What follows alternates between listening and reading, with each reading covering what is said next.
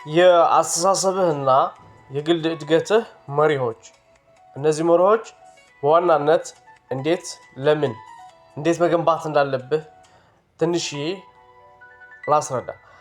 አንደኛው የሰው ልጅ ማንነቱ የሚገነባው የሚቀርጸው በዕለት ተዕለት በሚያደርጋቸው ጥረቶችና በሚከተሉ መርሆች ናቸው።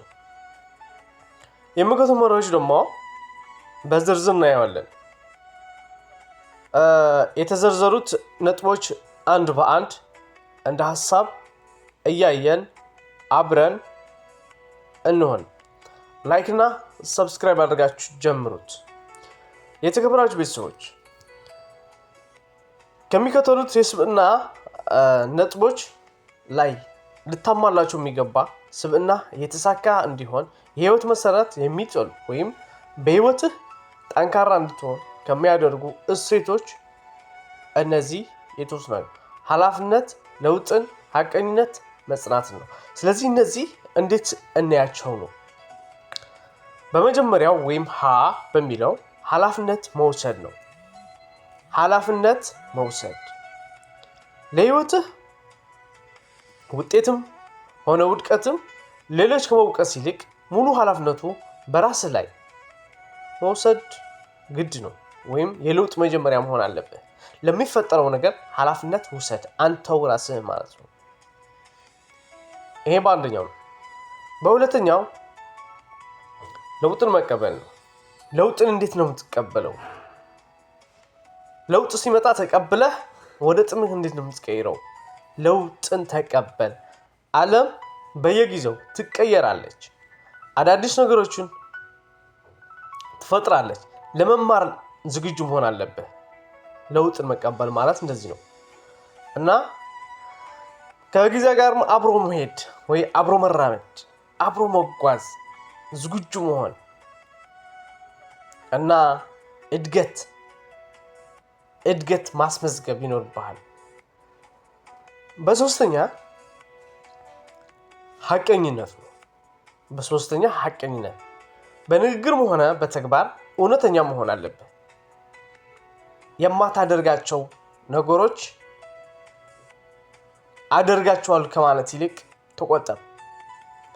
በንግግርህ ደግሞ በተግባር ተገኝ።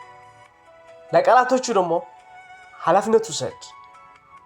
ስለዚህ በንግግርም ሆነ በተግባር እውነተኛ መሆን በራስህ በሰዎች ዘንድም ትልቅ እምነትና ክብርን ስለምታተርፍ ማለት ነው። ወደ አራተኛው ስመጣ ጽናት ነው። ህይወት ካልጠነከርክ ትፈተናለህ። ካልጠነከርክ እንደዚሁ ትጥልሃለች ማለት ነው። ስለዚህ እንዳትወድቅ ደግሞ ምንድነው ማድረግ ያለብህ? መጽናት አለብህ። በፈተናው ላይ መጽናት፣ በውጤት መጽናት አለ። ፈተናዎች ሲበዙ ተስፋ ለመቁረጥ ማለት ነው። የጀመርከውን ግብ ማድረስ እስከ ጫፍ መሄድ አለብህ። መጨረሻው መታገል የስኬት ቁልፍ ናቸው። ስለዚህ መጽናት ግድ ይልሃል ማለት ነው። በመቀጠል ቅንነትና ሌሎችን በጎ ማሰብ፣ ቀና መሆንና ሌሎቹ በጎ ማሰብ። እዚህ ጋር በጎ ማሰብ የውስጥ ሰላምህን ነው የሚያበዛልህ። የውስጥ ሰላምህን ያበዛልሃል። ከመስጠትም በላይ መልካም ማህበራዊ ግንኙነትን ይፈጥርልሃል። ተወዳጅ፣ የምትከበር አይነት ሰው ትሆናለህ ማለት ነው። ስለዚህ የቅንነት ዋናዎቹ መስፈርቶች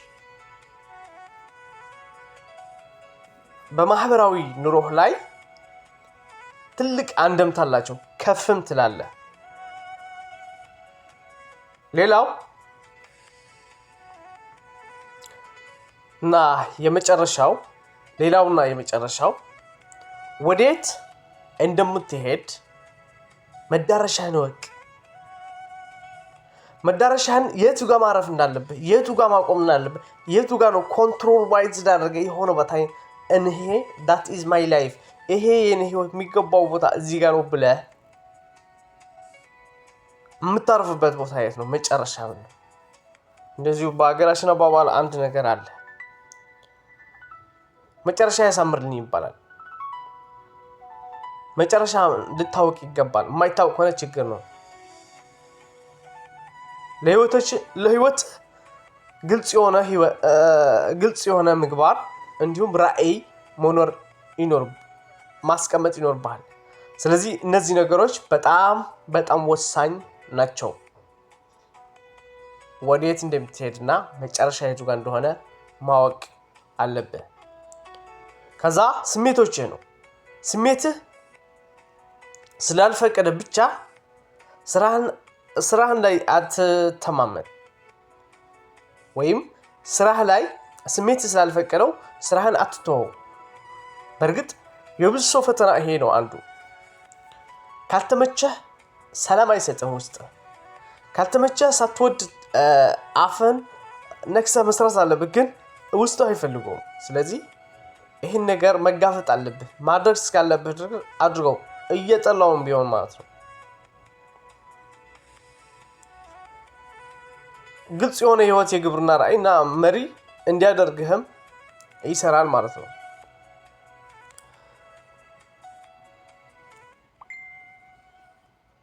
ቤተሰቦቼ ይሄንን ሐሳብ እንዲሁም ይሄንን ጠንካራ መሆን ከፈለክ ለብቻ መዋጋት ልመድ ማንንም ያንተን ጦርነት አይዋጋም ማንንም ያንተን ፈተና ጭንቀት እሳት ማንንም አይጋፈጥም አፈር ከደሜ ብትበላ አፈሩን ያቀብሉሃል እንጂ ማንንም አያነሳህም ይሄ ነው እውነቱ እየመረረህም ቢሆን ዋጣው ስለዚህ የራስህን ውጊያ ራስህ ተዋግተህ አሸንፍ